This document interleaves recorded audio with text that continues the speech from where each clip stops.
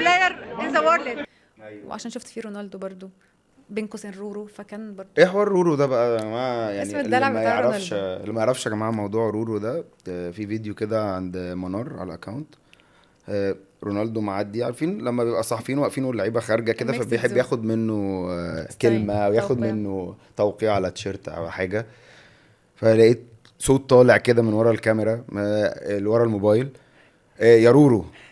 لو ابن خالتي مش هقول له يا رورو، لو كريستيانو رونالدو ابن خالتي اكيد مش هقول له يا رورو. ايه رورو دي؟ ده يعني راح اسم تقول له يا رورو؟ ده اسم كان دلع ينفع يعني؟ ليه كده بين اصدقائي، فانا حبيت ان الاسم يعني يعرف بقى، لازم تعرف يا رونالدو ان انت رورو.